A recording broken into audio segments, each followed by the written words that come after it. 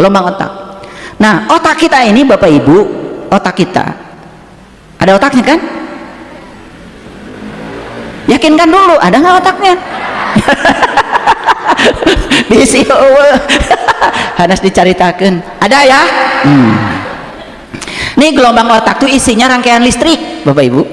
Di sini tuh ada namanya sel-sel neuron. Kalau di elektroma ada resistor, ada induktor, ada kapasitor, ada transistor. Di sini disebutnya sel-sel neuron. Nah, sel satu dengan sel yang lain itu terkoneksi dalam satu jaringan yang hebat. Disebutnya integrated circuit, IC. Jadi IC itu di sini, integrated. Lain di mobil. IC itu di sini, integrated circuit. Jadi rangkaian yang terintegrasi. Jadi kalau ini itu adalah elektro listrik, berarti di sini ada getaran? Ada. Berarti di sini ada gelombang? Ada. Karena gelombang itu adalah getaran yang merambat. Nah, otak kita bisa memancarkan gelombang, Bapak Ibu. Apa itu gelombang otak? Gelombang otak adalah aktivitas listrik otak yang mencerminkan keadaan kesadaran, pikiran, dan emosi. Jadi, di mana kesadaran kita? Seperti apa kualitas pikiran kita? Seperti apa emosi kita? Itu yang dipancarkan gelombang dari otak kita. Paham? Makanya dikenallah ada yang namanya gelombang delta, gelombang theta, gelombang alfa, gelombang beta, gelombang gamma. Makanya yang belajar hipnoterapi pasti kenal istilah-istilah ini. Kenal, walaupun banyak yang nggak ngerti. Saya tanya, kenapa kok otak bisa memancarkan gelombang? Bingung, tak ngerti. Padahal sudah ngasih pelatihan sama orang. Ini kalau dibuka rahasianya oleh saya, otak kita ini tidak ada bedanya dengan integrated circuit. Itu adalah sirkuit elektronika yang sangat kompleks. Hebat Allah itu menciptakan. Di sini tuh ada kabel-kabel elektronika yang sangat kompleks, yang disebut dengan saraf. Nah, kenapa orang bisa tahu otak ini memancarkan gelombang apa? Nah, gelombang itu tadi punya panjang gelombang, dia punya frekuensi, diukur pada alat. Nama alatnya EEG, elektroencephalograph. Pernah dengar nggak?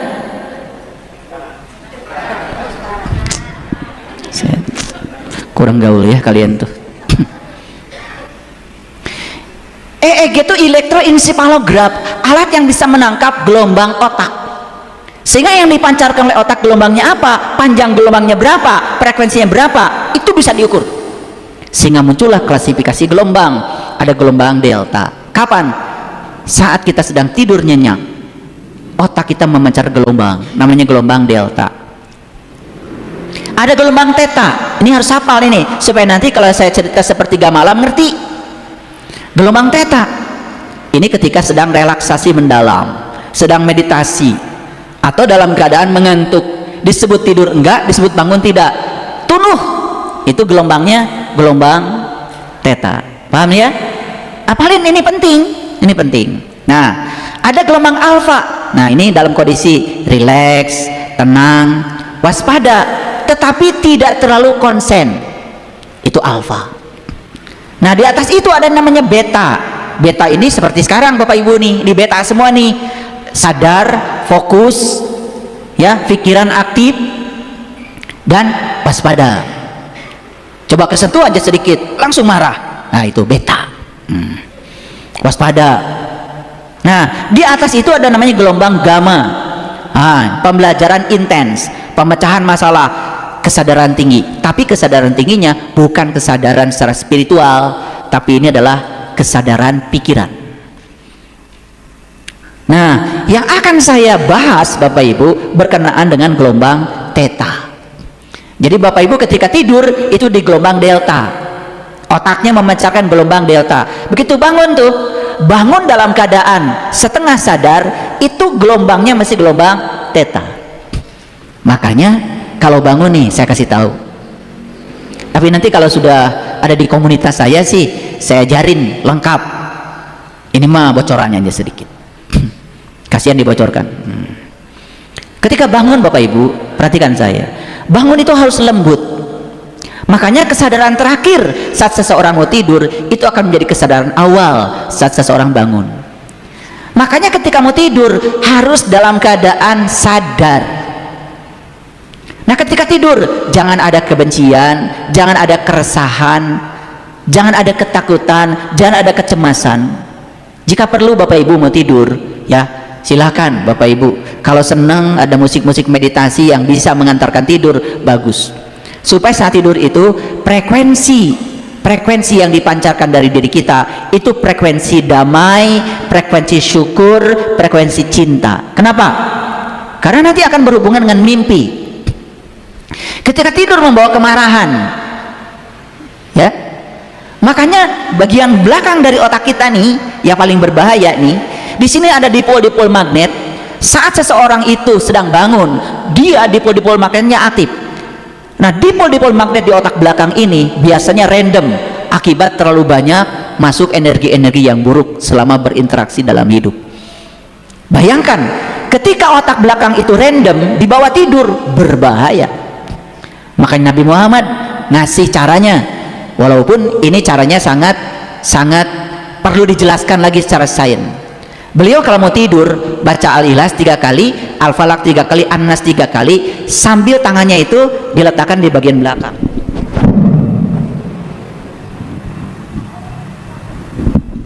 Tangan kanan di atas, tangan kiri di bawah, sambil membaca Al-Ikhlas 3 kali, Al-Falaq 3 kali, An-Nas 3 kali. Ini bisa dijelaskan secara sains. Hebat Nabi Muhammad itu. Ternyata kekuatan Al-Ikhlas kalau ngerti, kalau masih ngurus pahala untuk Al-Ikhlas, nggak akan dapat energinya. Kalau ngerti kekuatan Al-Ikhlas, Al-Falaq, An-Nas, dahsyat sekali Bapak Ibu.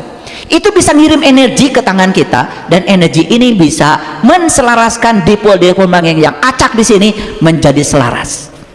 Ketika dibuat tidur, mimpinya pasti ketemu orang baik, bukan dikenjara anjing gelo. Saya tahu wajah-wajah di sini yang tidurnya suka ketemu kuntilanak, gampang lihatnya, gampang. Nah, kalau tidurnya tidak bagus, kualitas hidupnya juga nggak akan bagus. Akhirnya tidurnya berjam-jam panjang, tetapi tidak bermutu. Jadi perlu belajar Bapak Ibu. Nabi Muhammad itu sudah keren, banyak ngasih tahu. Cuman ajaran beliau yang inti itu banyak yang tidak tahu. Tidur aja banyak yang tidak tahu caranya. Cuma bismika Allahumma ya bismika amut. Makanya kalau tidur itu dalam keadaan penuh cinta, penuh syukur, memancarkan frekuensi negatif, itu menjadi titik awal kesadaran. Itu seperti portal. Kesadaran terakhir saat kita tidur akan menjadi kesadaran awal saat kita bangun. Bilang pada alam bawah sadar, izinkan saya untuk bangun jam 2 malam nanti dalam keadaan tenang dan damai. Lihat saya Bapak Ibu, tidak usah pakai alarm, karena alarm itu sangat berbahaya. Begitu alarm bunyi, Bapak Ibu akan lompat dari gelombang delta langsung ke gelombang beta. Harusnya dari delta itu masuk ke theta. Ini urutannya, lihat, delta, theta, alpha, beta, ya. Delta itu tidur, theta itu setengah bangun, ya. Nah, beta, alpha, ya, kemudian beta. Nah, ketika kita bangun tidur perhatikan saya, pakai alarm yang bunyi di HP, kaget. Ketika kaget, masuk ke alam kewaspadaan, berarti masuk gelombang otaknya ke beta. Harusnya urutannya theta dulu, baru alpha, baru beta. Makanya ketika bangun tidur jangan buru-buru melangkah, nikmati dulu. Alhamdulillah sudah bangun, tarik nafas pelan-pelan, jika perlu olah nafas dulu.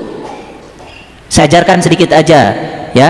Bangun tidur yang lembut, tarik nafas yang dalam, baca aja Al-Fatihah yang gampang, buang nafas pelan-pelan, cukup 2-3 kali aja sampai kalian merasakan napasnya lega, sehingga otak kita sudah siap untuk memandu. Turun dari tempat tidur dalam keadaan lembut, jangan buru-buru menghidupkan lampu, karena ketika lampu dihidupkan langsung masuk ke gelombang beta. Kenapa? Karena begitu lampu terang, melatonin di otak kita langsung drastis berkurang, kita masuk ke alam terjaga. Coba bangun aja, kalian nggak tahu ilmunya, bangun kerubuk langsung ningali HP, wih ternyata cicilan, Bayangkan bangun jam 2, jam 3, dalam keadaan semesta merespon semua yang kita pancarkan, kemudian kita memancarkan gelombang yang negatif, itu yang dipantulkan semesta. Pantesan tahajud rajin, doa rajin, hutang tambah gede. Karena saat tahajud yang dipancarkan itu niat tahajud pun karena ingin lunas hutang. Semua orang yang tahajud karena digerakkan oleh masalah, bukan digerakkan oleh Allah, oleh kesadaran, oleh kehadiran. Saya jamin, like attracts like.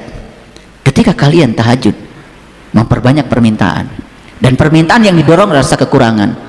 Alam semesta tidak mengerti bahasa Arab, tidak mengerti bahasa Indonesia, tidak mengerti bahasa kamu, bahasa manusia. Alam semesta hanya mengerti bahasa getaran, bahasa energi. Itu ditangkap oleh semesta. Kamu sedang memancarkan kekurangan, maka semesta akan memantulkan kekurangan itu. Kenapa? Ruang kosong ini adalah cermin yang sangat hebat dan jujur untuk memantulkan semua gelombang yang kita pancarkan.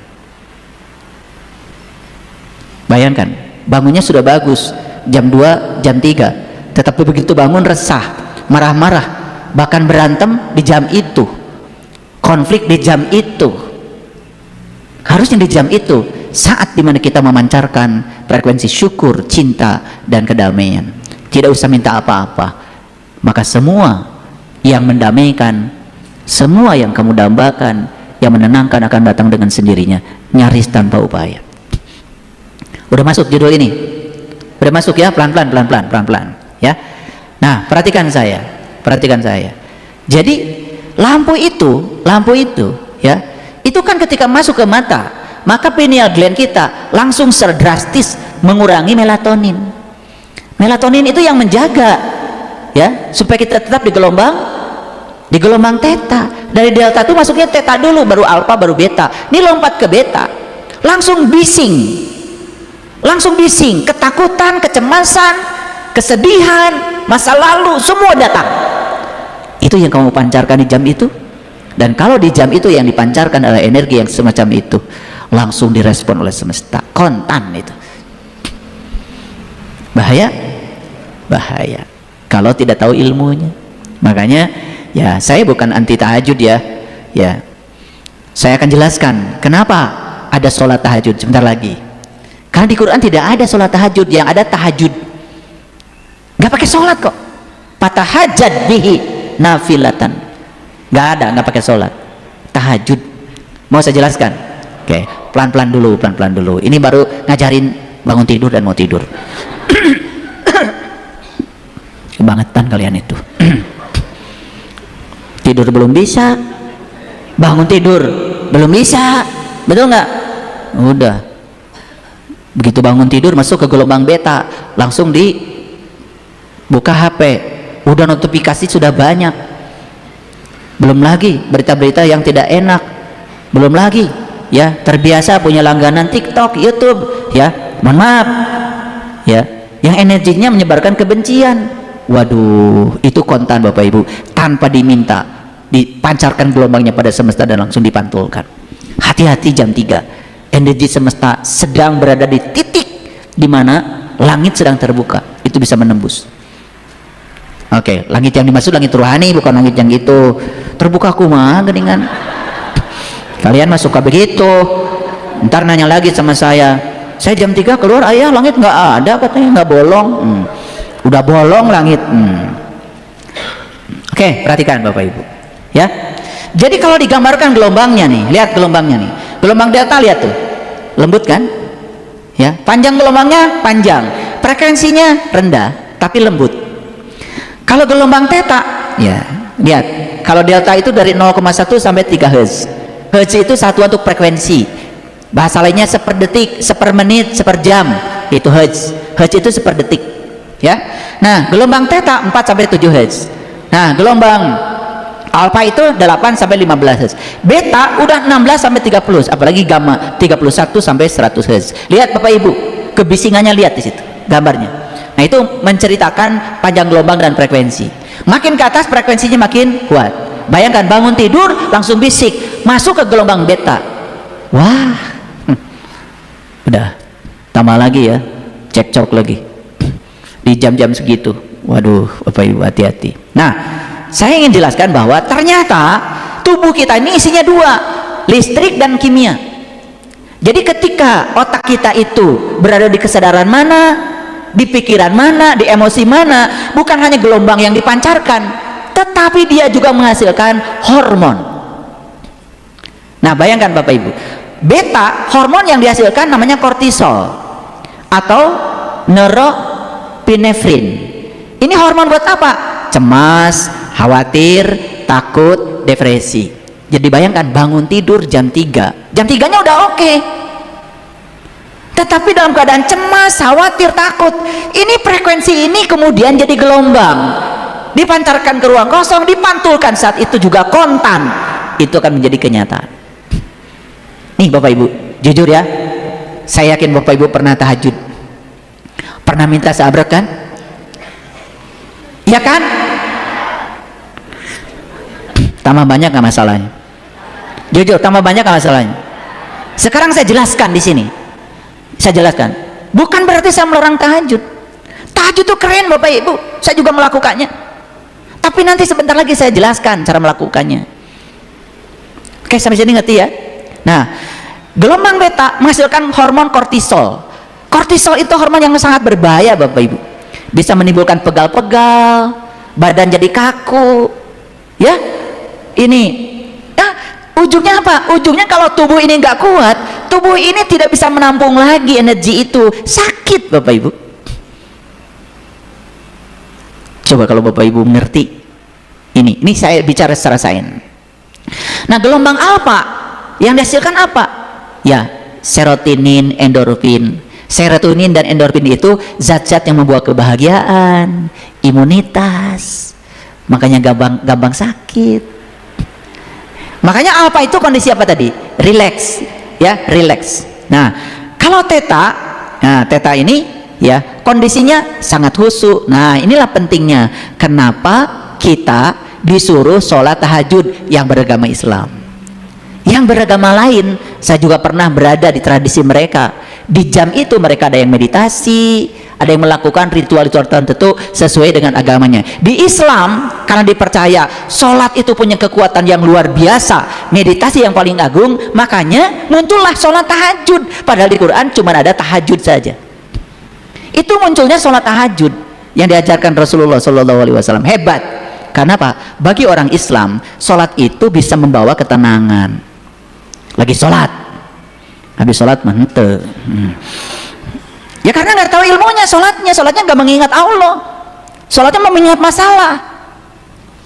Bapak Ibu ketika sedang sholat tahajud, di sini sudah banyak permintaan, banyak masalah, itu jadi frekuensi yang dipancarkan. Harusnya sholat tahajud itu sholat untuk kehadiran, sholat untuk merasakan sang kehadiran, sang keberadaan, menyatu merasakan kehadirannya. Harusnya itu yang menimbulkan rasa berkelimpahan. Stop minta-minta. Nah, di gelombang theta Bapak Ibu perhatikan melatonin ya, kemudian arginin ya, vasopresin, itu zat-zat yang membuat tubuh menjadi sangat rileks. Nah, itu yang paling penting di gelombang theta. Kalau saya cerita hormon-hormon ini semuanya saya jelaskan satu persatu, gak cukup, tidak akan bisa menjawab judul yang mau saya sampaikan. Tetapi sekarang paham ya, otak kita bukan sekedar memancarkan gelombang, tetapi juga menghasilkan hormon-hormon. Hormon mana yang dihasilkan? Tergantung tingkat kesadaran, pikiran, dan tingkat emosi. Kebayang nggak Bapak Ibu yang kesadarannya rendah, pikirannya amburadul, emosinya gampang terpacu, egonya besar, kira-kira hormonnya apa ya? Apa ya? Kortisol. Betul nggak? Makanya penyakitnya tuh asam urat. Kebayang itu. Gampang. Saya mah nggak usah pakai cek darah, langsung tahu. Tahu. Dari cara duduk aja udah kelihatan hormonnya apa. Coba duduknya lenyong, lenyong. Ada masalah itu dengan pondasi pantatnya. Betul nggak? Iya. Ini maaf ya.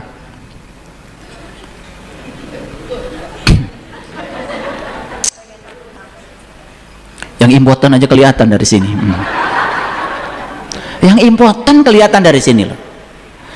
Dia memancarkan hormon apa? Kelihatan Bapak Ibu.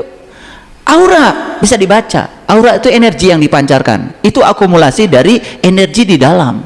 Ini aura bisa dibaca nih. Ada warna semua, saya bisa lihat. Serem kalian itu. Pikarunyahan. Oh ya, lihat saya dulu. Nah, kita masuk dulu pakai Quran biar ngerti. Tadi sainsnya udah oke ya. Jadi paling tidak Bapak Ibu udah ngerti sekarang. Oh, ternyata tubuh ini memancarkan gelombang, menghasilkan hormon. Betul nggak? Tergantung tingkat kesadaran, pikiran, dan kualitas emosi. Kebayang ya? Kebayang kan? Yang kesadarannya rendah, pikirannya buruk, banyak buruk sangka pada orang, suka menilai, membandingkan, emosinya gampang terpacu, lukanya banyak.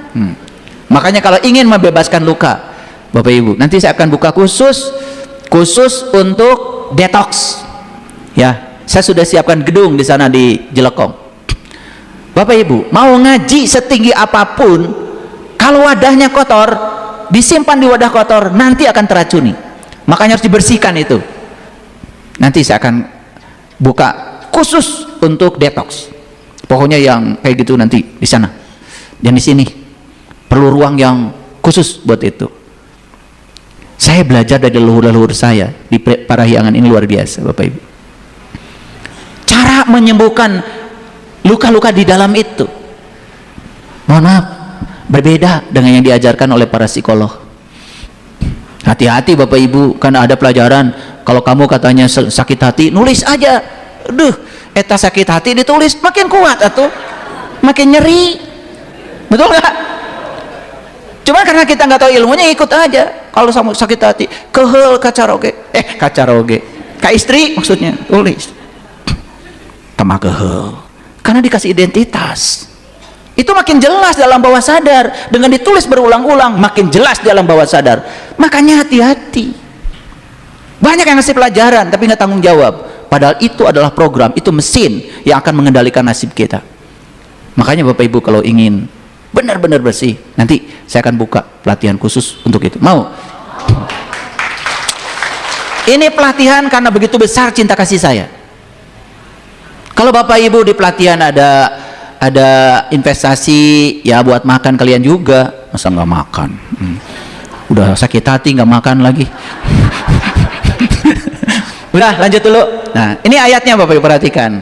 A'udzubillahi minasyaitonirrajim. Bismillahirrahmanirrahim. Surat Al-Isra 79. Perhatikan saya. Ya, perhatikan.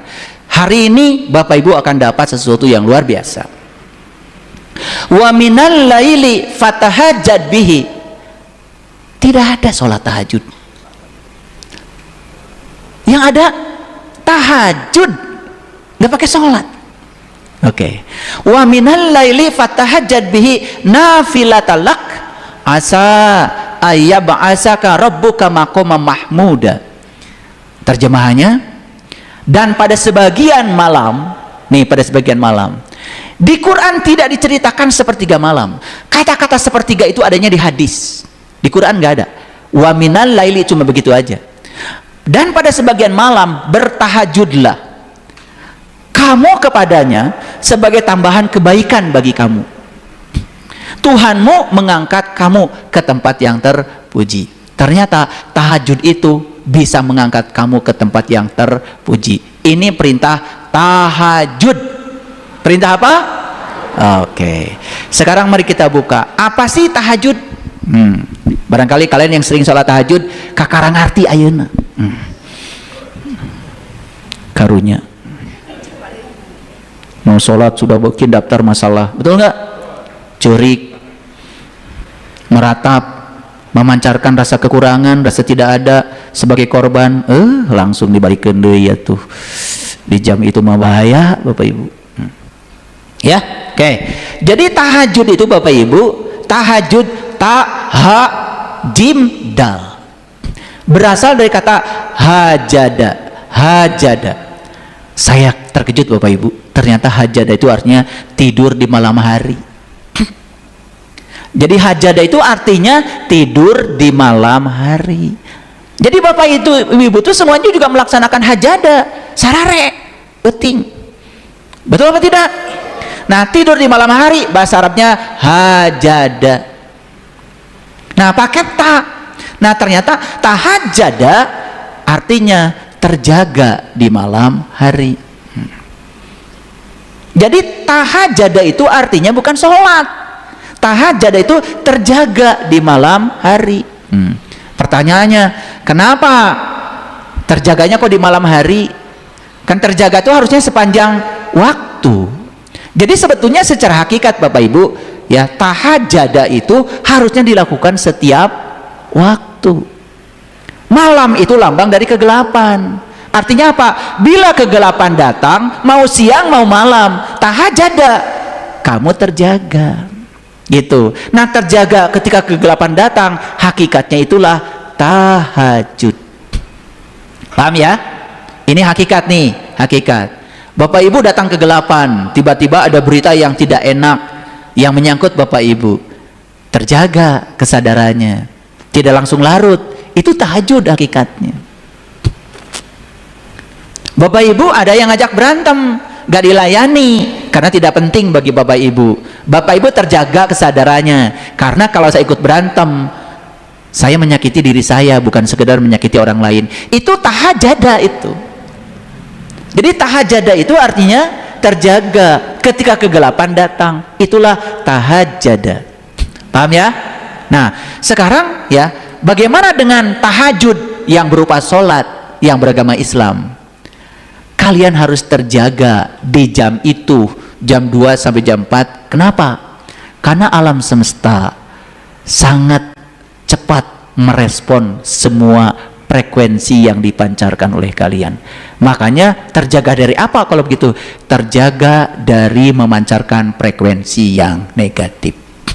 Bayangkan, tahajud berasal dari keresahan, rasa kekurangan, merengek-rengek minta. Semua yang minta itu pasti didorong oleh rasa kekurangan. Alam semesta tidak mengerti kata-katamu. Alam semesta mengerti frekuensi yang kamu pancarkan. Itu oleh alam semesta dipantulkan secepat itu, secepat kilat. Itulah pentingnya kenapa kita harus tahajada, waspada, terjaga. Terjaga itu berarti sadar. Udah masuk? Udah masuk dikit-dikit? Jadi tahajud artinya apa?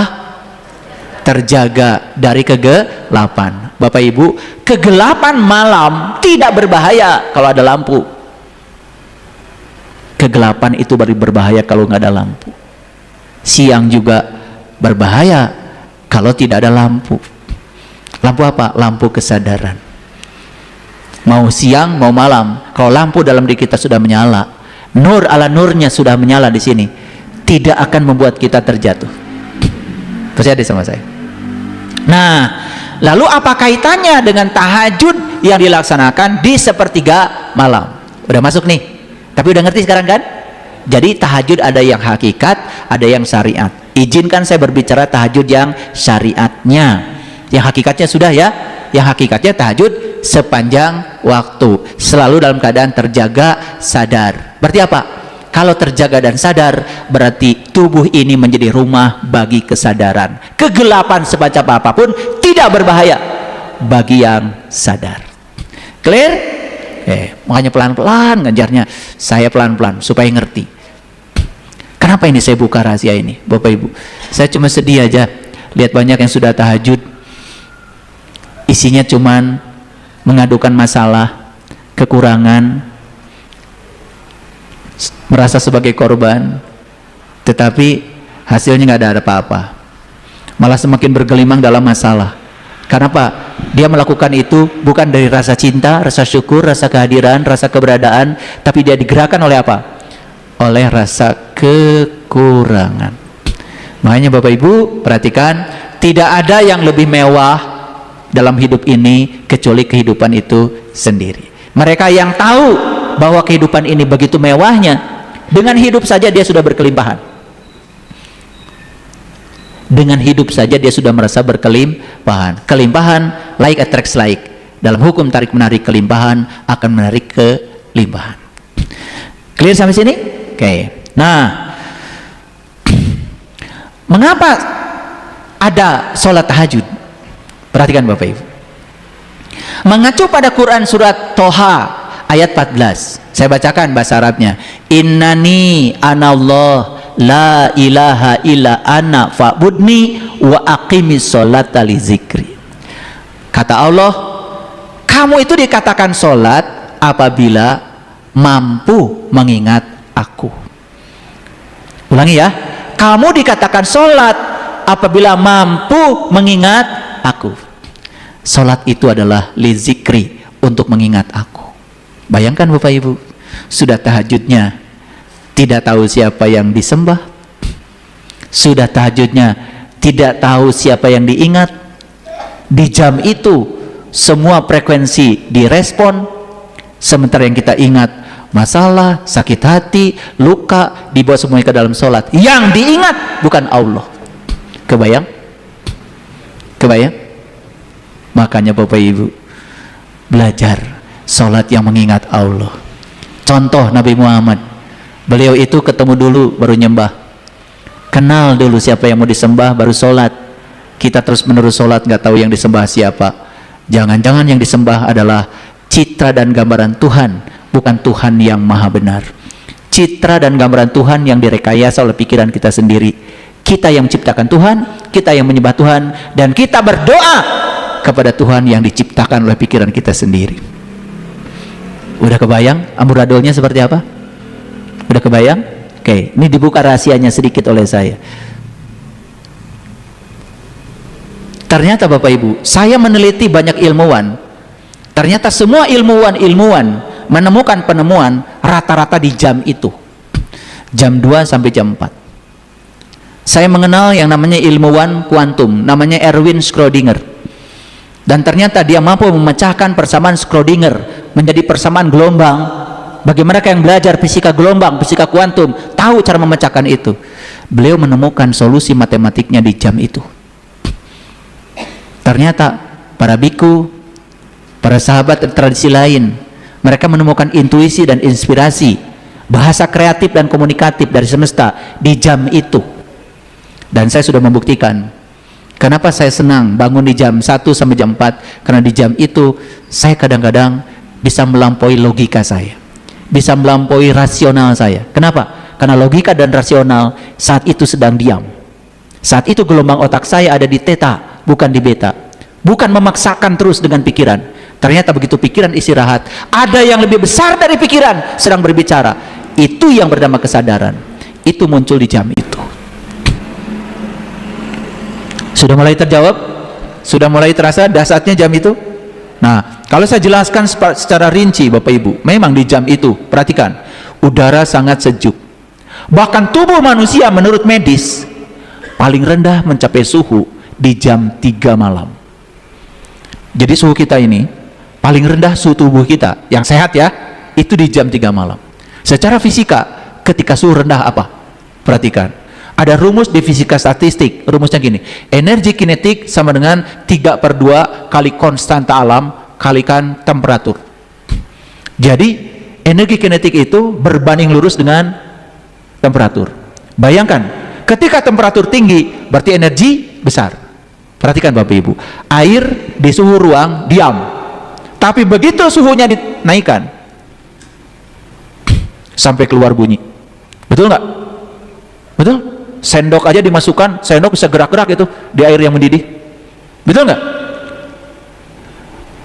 Bapak Ibu masak, ketika airnya belum panas, diam semua masakan.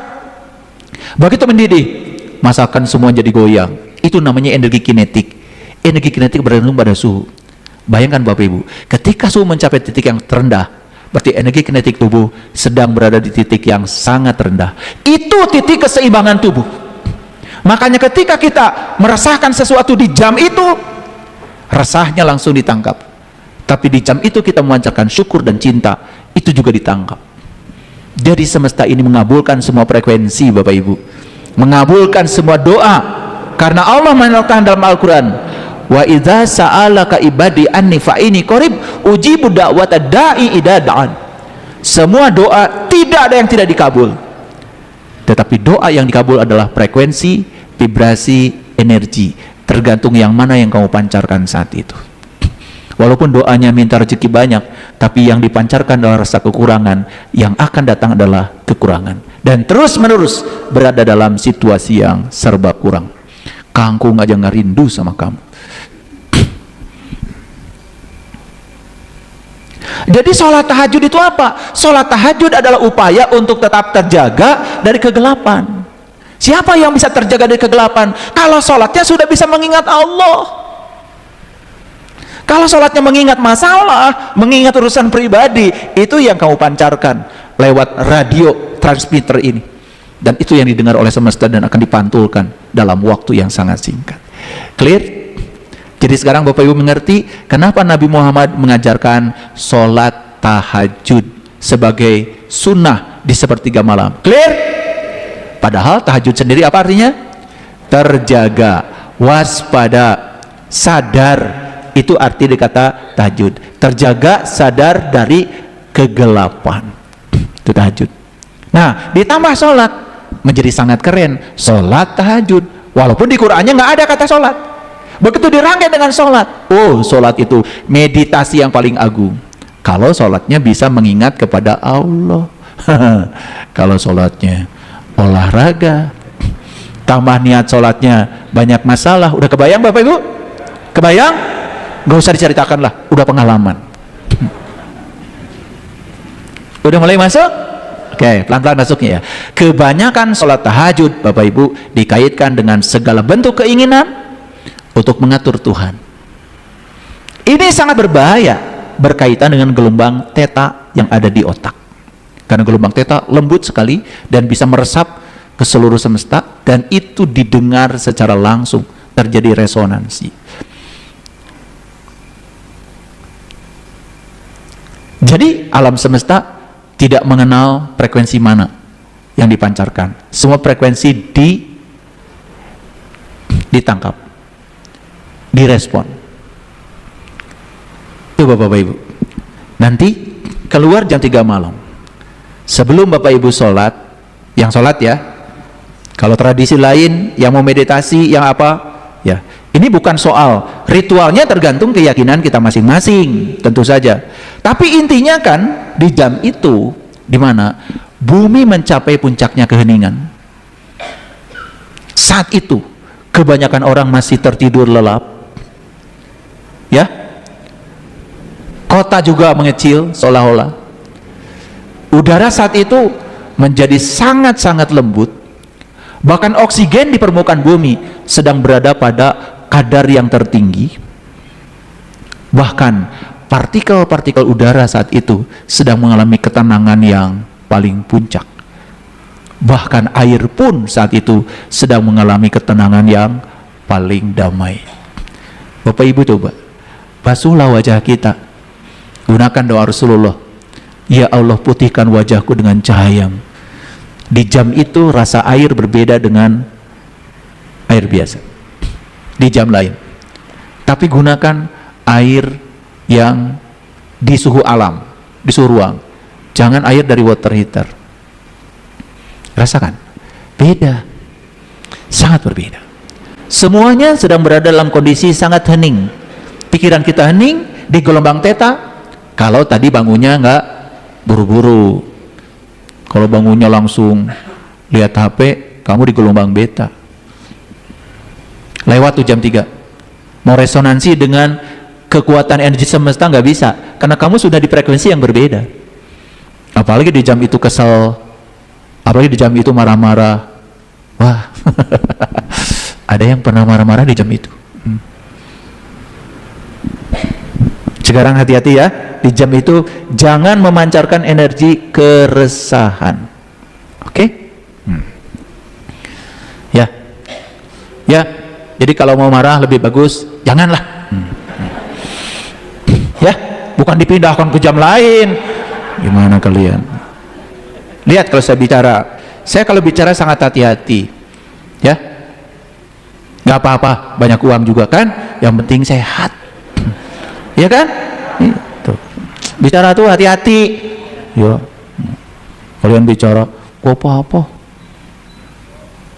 Gak punya uang, yang penting sehat. Mereka mana tuh? Sehat kita boga duit. Betul nggak? Iya, makanya bicara harus hati-hati, ya. Ya. Nggak apa-apa. Suami saya setia juga. Yang paling penting duitnya banyak. Itu. Karena ada di truk itu. Yang di truk itu masih ingat ya? Cinta tidak diukur dari seberapa besar pengorbananmu, tapi cinta diukur dari seberapa besar pendapatanmu. Gitu. Hadis riwayat supir truk.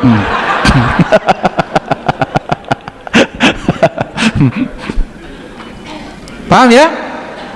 Oke.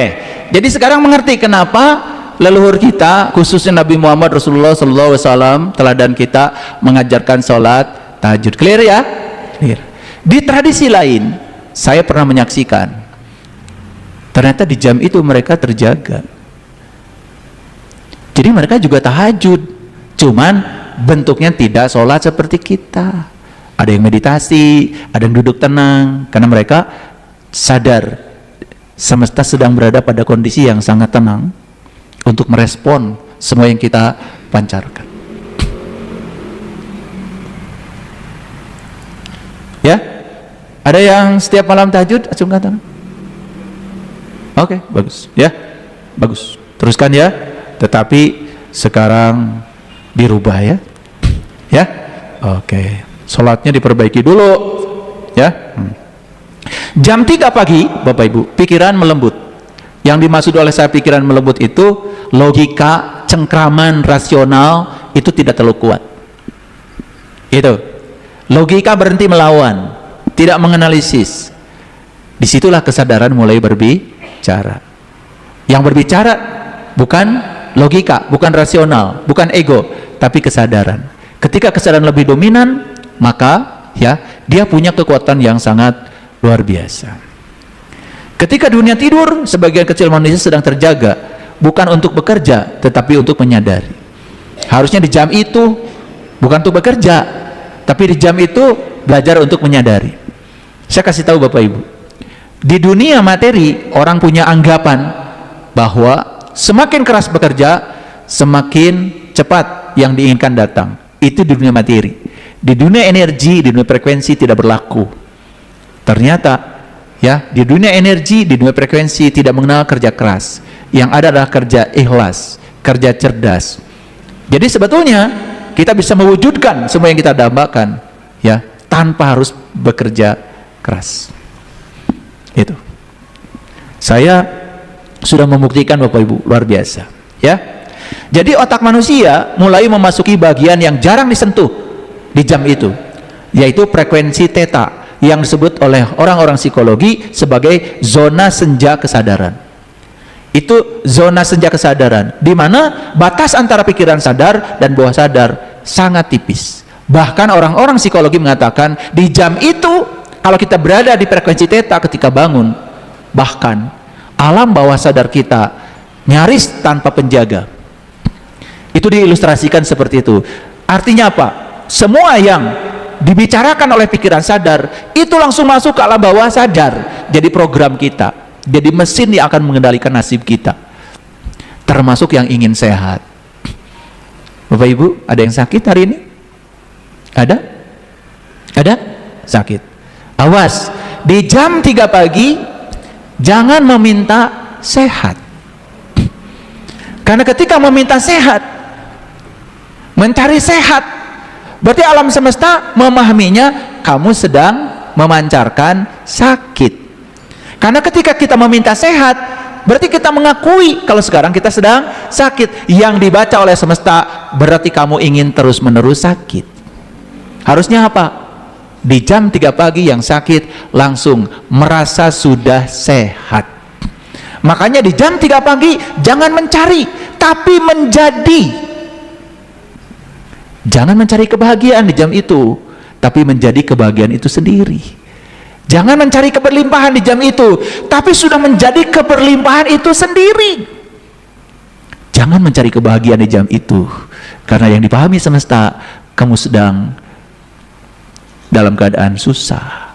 Dipahami oleh semesta, kamu memancarkan energi kesusahan. Bayangkan, salah kaprah ini sudah menyebar. Makanya saya bagikan rahasia ini. Dan saya lama melakukan riset ini. Makanya, dulu saya ketika masih sekolah, kalau ada pekerjaan yang penting, pasti saya kerjakan di jam 1 sampai jam 4. Saya baca Quran, saya baca buku-buku yang bermutu, saya baca jurnal-jurnal ilmiah, itu di jam itu. Hadiahkan dulu Al-Fatihah pada orang yang mengarangnya.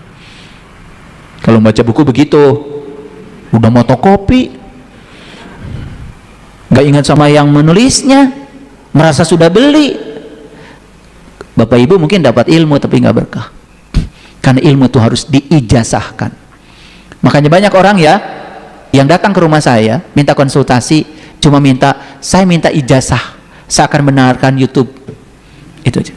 Itu orang yang hebat, dia tahu di balik materi ada energi. Bayangkan mereka yang tidak tahu dan bodoh mencuri kajian ini, dan dia posting kajian saya di akun yang dia buat. Dia kira uang yang dia dapat dari media sosial akan menjadi berkah. No, uangnya dia dapat, M-nya dapat, tapi E-nya nggak dapat, energinya. Lihat, energi sama dengan materi dikalikan C kuadrat. Karena tidak ada C kuadrat, tidak ada cahaya di situ. Kamu melanggar hukum cinta. Kamu dapat uang, tapi tidak jadi energi. Makanya saya kasih tahu, semua koruptor yang uangnya mencuri hasil rakyat, dapat uangnya, jumlahnya besar, tetapi tidak ada berkah di situ. Paling juga dipakai cuci darah. Bapak Ibu,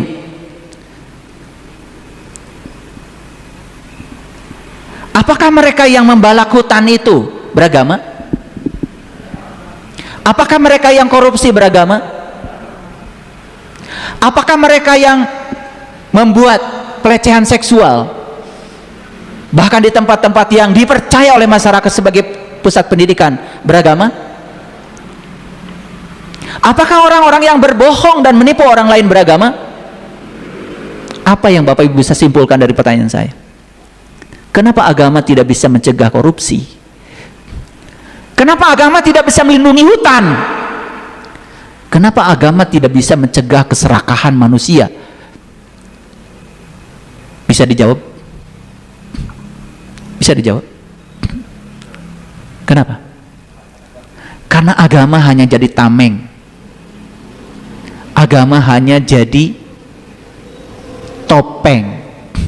Agama hanya di permukaan, tidak menyentuh kedalaman diri yang terdalam. Sehingga orang sekarang berbohong merasa wajar, mengambil hak orang lain yang jumlahnya sangat besar menganggap wajar. Saya nonton televisi tadi malam, kalau dijumlahkan katanya pembalakan hutan itu yang terjadi di Sumatera itu sekitar 1.300 triliun uang rakyat. Berapa dapur yang bisa dibangun? Berapa SPPG yang bisa dibangun untuk membuat anak-anak kita makan bergizi? Saya kasih tahu sahabat-sahabat yang punya dapur, jangan main-main dengan uang. Kalau 10.000 dari negara, 10.000 jadi kurangi lagi. Kalian mungkin dapat M tapi nggak dapat E, tidak ada energinya.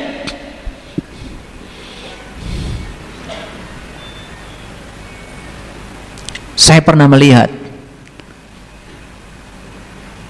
saya pernah ke sekolah diam-diam, saya buka itu ompreng buat anak-anak. Sedih saya lihatnya, tidak sampai 10.000. Pak Presiden sudah bilang jatah setiap anak tuh 15.000, 3.000 buat pegawai, 2.000 buat investor, 10.000. Tolong dong, jangan dikurangi. Keserakahan. Agama tidak bisa melindungi orang dari korupsi. Kalian tidak menangis, kenapa tidak menangis? Kenapa agama tidak bisa melindungi diri kita? Kenapa sholat kita tidak bisa mencegah kita dari perbuatan keji dan munkar? Mengapa? Mengapa? Kita bangga, agama saya paling ini, paling itu, katanya rahmatan lil alamin. berdoa saja hanya untuk kelompoknya, tidak untuk seluruh alam. Banyak yang mengejek saya ketika saya berdoa, semoga seluruh makhluk hidup, baik yang kelihatan yang tidak kelihatan, setiap ruang dan waktu di semua tingkatan, senantiasa berbahagia dan bebas dari segala penderitaan. Itu yang namanya doa sapu jagat. Tidak memilah siapa orangnya, tidak memilah bangsa mana, tidak memilah apakah dia masih ada di sini atau sudah tidak ada. Yang kelihatan maupun yang tidak kelihatan, di setiap ruang dan waktu di semua tingkatan, doakan mereka berbahagia dan bebas dari segala bentuk penderitaan. Itu rahmatan lil alamin, itu sumber cinta. Jangan cuma ngomong di mulut, tapi orang lain tidak merasakan kedamaian ketemu Anda. Paham sampai sini? Oke. Bapak Ibu, gelombang theta ini muncul bisa saat seseorang meditasi, bisa juga seseorang sedang sholat khusyuk. Itu yang diajarkan Nabi Muhammad. Kenapa umat Islam, umatnya beliau ini, disunahkan untuk qiyamul lail? Di sepertiga malam itu kamu bangun. Tetapi pertanyaan saya, betulkah saat sholat kita sedang memancar gelombang theta? Jawab, betulkah? Atau saat itu malah justru gelombang beta yang bising, bukan dari kesadaran, dari ego, dari diri palsu, sejubel permintaan kepada Tuhan, dan merasa diri kekurangan, merasa belum dikasih sama Tuhan, merasa seolah-olah Tuhan tidak pernah hadir dalam diri kita, tidak ada rasa berkelimpahan dengan kehadiran nafas dalam diri kita. Mengerikan. Dan saya buka rahasia ini di sini hari ini, saya bagikan supaya semua orang bisa menarik semua hal yang dia dambakan. Saya sedih Bapak Ibu lihat banyak orang yang menderita kelaparan, uang 5.000 saja tidak punya.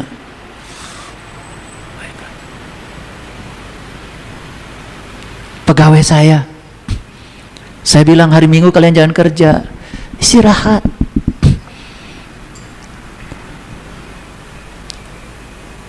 Kan sudah saya gaji setiap hari Sabtu. Jawabannya apa? Gaji yang saya terima dari Bapak sudah habis. Kalau hari Minggu saya nggak kerja, saya nggak makan. Habis hidup hanya untuk bertahan hidup, boro-boro untuk mengembangkan hidup, boro-boro berpikir hidup untuk orang lain. Kenapa bisa begitu? Apa mereka tidak kerja keras? Apa mereka tidak kerja keras? Keras sekali kerjanya, bahkan hari Minggu masih kerja.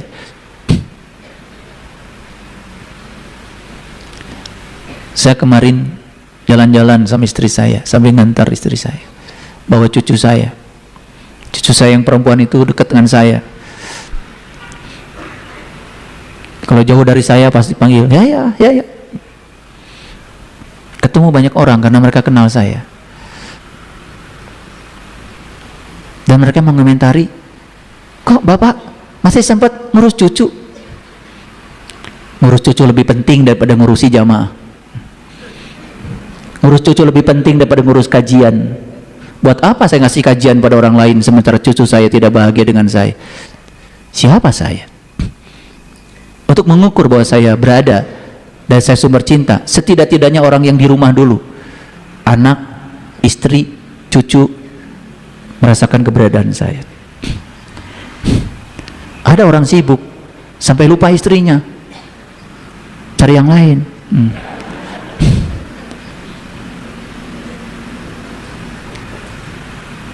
Gak pernah ngobrol sama anak, gak pernah ngobrol sama cucu. Jawabannya apa? Sibuk. Ini gak sukses. Gak sukses. Karena ciri orang sukses itu gak sibuk.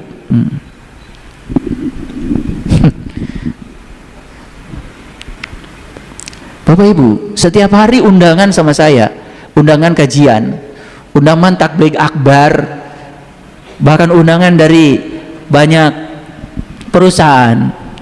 Banyak Bapak Ibu. Saya pergi? Enggak. Saya kalau diundang Bapak Ibu hari Rabu ke sini datang. Buat apa saya ngasih kajian tiap hari? Kan saya juga harus merenungi yang saya kaji ini buat diri saya. Kapan saya mengamalkan ilmu buat saya kalau saya terus ngasih kajian? Gak penting. Cukup seminggu sekali. Cukup kan? Kecepatan nggak Bapak Ibu? Yang kemarin udah diamalin belum? Yang minggu kemarin seminggu sekali udah kecepatan, betul nggak? Iya, nggak apa-apa kan, dapat pahala kan? Ya.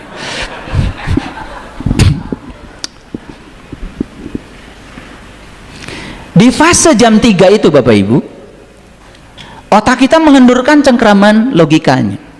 Bagian rasional yang sibuk menilai, membandingkan, sibuk menolak, itu tiba-tiba menjadi sangat lembut di jam itu.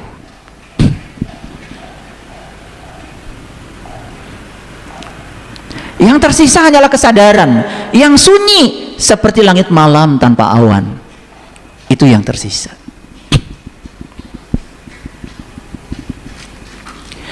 Digdaha perjalanan di samudra sunyi, jiwamu menari di cakrawala tak bertepi. Ku tinggalkan raga, ku tinggalkan nama, hanya jiwa bersujud di hadapanmu. Saat kematian datang menyingkap tabir rahasia, membukakan jalan pulang menuju cahaya. Matahari bersinar bagai rembulan malam, dihiasi bintang gemintang, bunga abadi berjatuhan.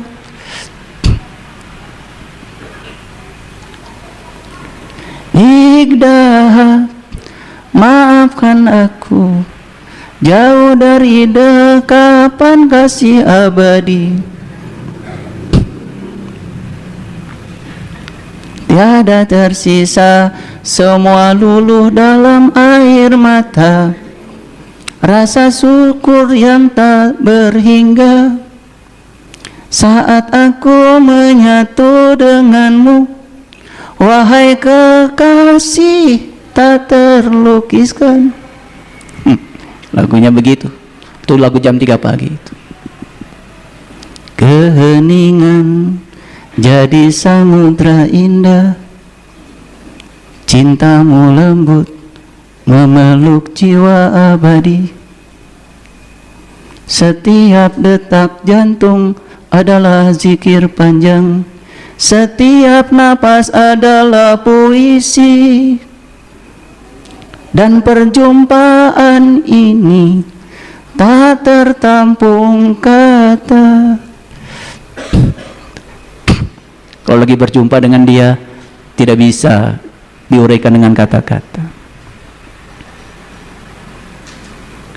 Digdaha, maafkan aku hanya seorang pengembara yang rindu kembali ke pelukanmu. Aku mencintaimu. Coba tahajud itu karena mencintai, bukan mengatur Tuhan. Antara hidup dan mati, lebih dari segala yang fana. Dalam hening aku pulang, dalam sujud aku pulang, dalam cinta aku pulang kepadamu. Digdaha, cahaya yang abadi. Dalam hening aku pulang, dalam sujud aku pulang, dalam cinta aku pulang kepadamu. Digdaha, cahaya yang abadi. jam 3 malam. Yang terpancar dari diri kita adalah rasa syukur yang tak berhingga. Bukan rasa kekurangan, bukan keresahan, bukan kesedihan. Coba bayangkan Bapak Ibu. Ya. Di gelombang theta, ya, gerbang ke taman bawah sadar itu sedang terbuka. Tubuh rileks, dunia diam, frekuensi otak turun, dan pintu bawah sadar kita dalam keadaan tak terjaga. Silahkan mau nanam apa di situ. Tapi kalau kita nanam keresahan, kemarahan di situ, masuk meresap. Kalau kita nanam cinta, rasa syukur juga masuk meresap. Itu akan menjadi mesin yang menggerakkan realitas kehidupan kita. Segala pesan, niat, emosi yang dipancarkan di jam itu akan meresap jauh ke lapisan energi terdalam dalam diri kita.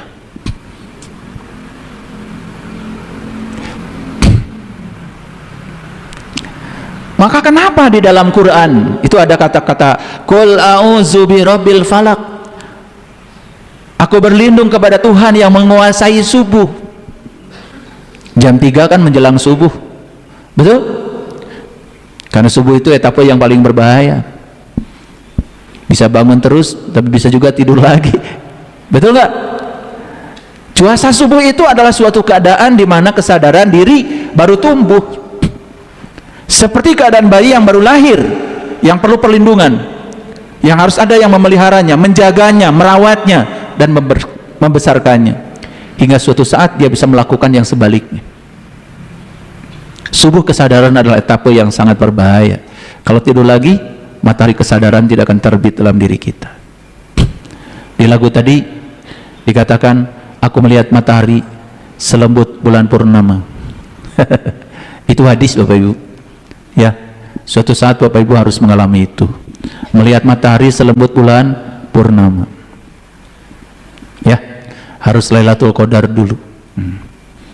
Kalau yang suka ditunggu-tunggu 10 bulan terakhir, malah dapatnya Lailatul Qadar.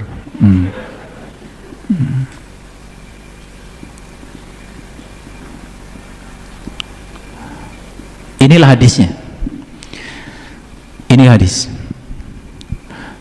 Ya. Yang zilu Rabbuna tabaraka wa ta'ala kulla lailatin ilas sama'id dunya hina yabqa sulusul lailil akhir.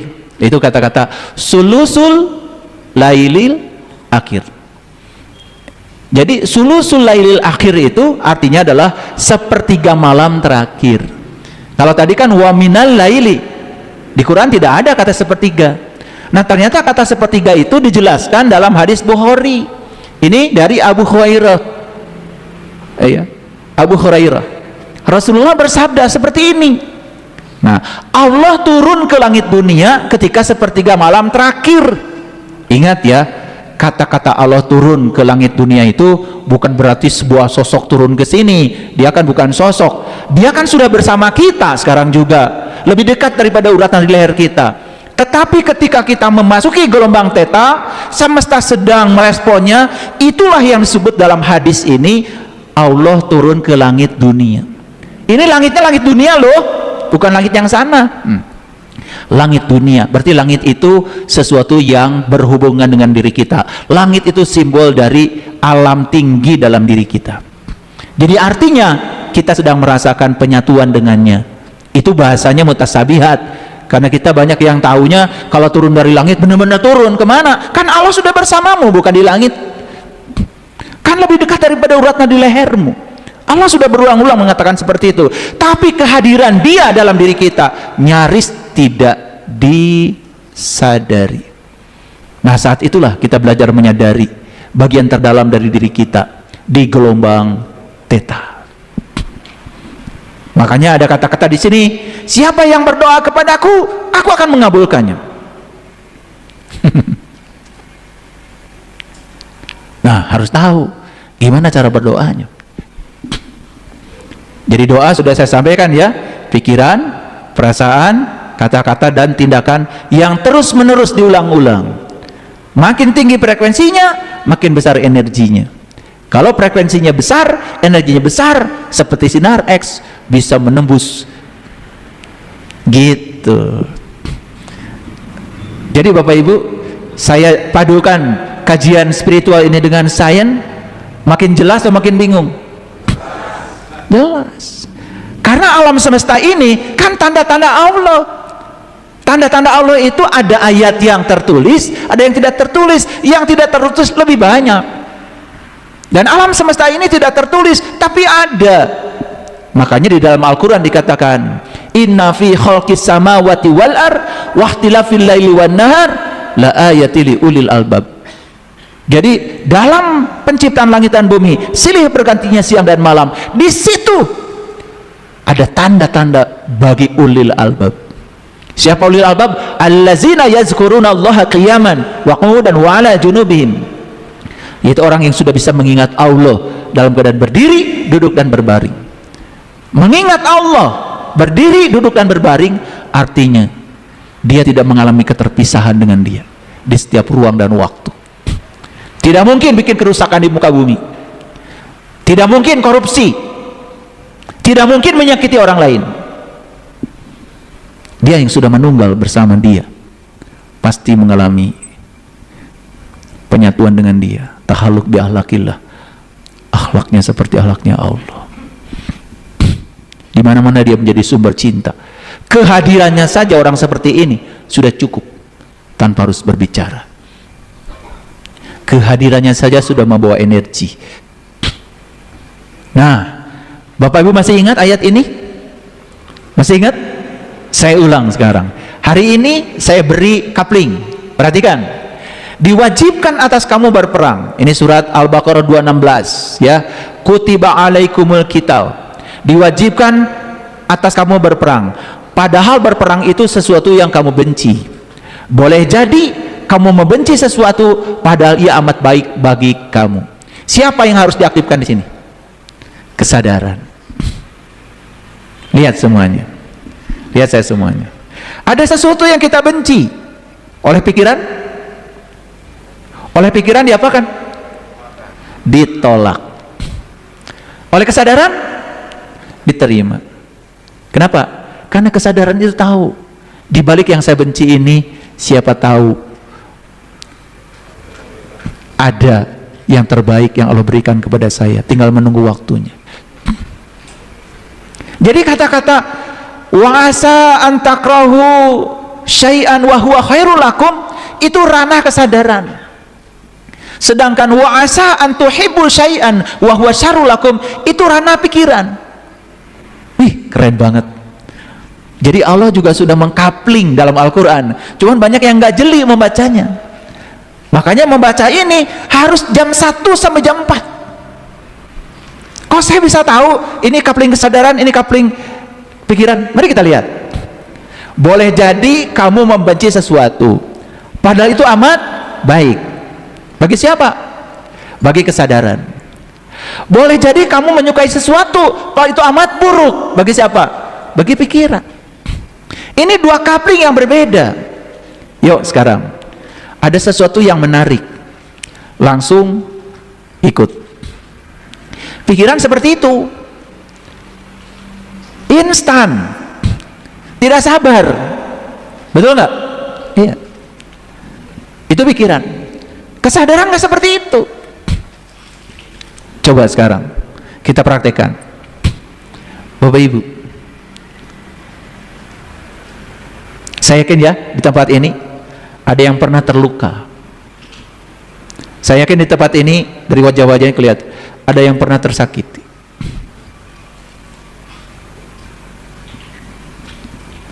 Dan hari ini dia mengatakan, kalau saya tidak terluka, kalau saya tidak tersakiti, saya tidak mungkin berada di kesadaran ini. Saya tidak mungkin setegar ini dan saya mesti berdiri hari ini. Siapa yang bicara begitu? Kesadaran. Bahkan kesadaran itu bisa mengubah sesuatu yang dulu dibenci menjadi sesuatu yang biasa-biasa saja. Kesadaran. Kalau pikiran nggak seperti itu, Dulu dibenci, sekarang juga masih benci. Pikiran tidak pernah mau mengubah dirinya. Bapak Ibu, ada yang ngajak bisnis, keuntungannya 40%. Silakan investasi. 40% loh. Kalau kesadaran mengatakan apa? Hati-hati, bank aja deposito cuma 6% per tahun, per bulan kan cuma 0, sekian persen. Betul nggak? Bagaimana bisa melipat gandakan uang sehingga bisa memberi kepada kita 40%? Siapa yang bilang begitu? Kesadaran. Kalau pikiran bilangnya apa? Wah, sebulan 40%. Wih, langsung kalkulatornya main. Investasi? Investasi. Dapat 40%? Dapat sebulan. Ya duitnya itu juga. Yang 60%-nya bawa kabur, bulan berikutnya udah hilang dengan orang-orangnya, bukan hanya duitnya. Betul apa tidak? Ini pengalaman kayaknya ya, pengalaman. Kalau wajah-wajahnya kayaknya cerita ini cocok ya. Betul nggak? Bisa melipat gandakan uang. Kesadaran bilang, kesadaran itu kan waras ya. Gimana yang bisa mencetak uang kan cuma peruri, betul nggak? Gimana bisa melipat gandakan uang, apalagi daun talas bisa jadi uang. Daun talas mah gatal adanya. Betul apa tidak? Nah, kesadaran pasti tidak tertipu. Tapi pikiran, wih lumayan nih, betul nggak? Ya nanti 100.000 jadi 1 miliar. Wah, langsung ego masuk, diri palsu masuk, imajinasi masuk, hayalan masuk, lalu seolah-olah itu sudah terjadi. Apa yang terjadi? Semua dikeluarkan, hilang tuh dukun pelipat ganda uang itu. Dan luar biasanya ya, di Indonesia ini masih ada aja berita tentang itu. Itu polisi nangkep yang kayak gitu kayaknya tiap tahun ada aja. Bingung saya itu, kok agama tidak bisa melindungi kita dari para penipu itu? Kenapa? Karena kita beragama tidak pakai kesadaran. Clear sampai sini? Hebatnya Quran. Quran tuh mengkapling. Oh, ini area kesadaran, ini area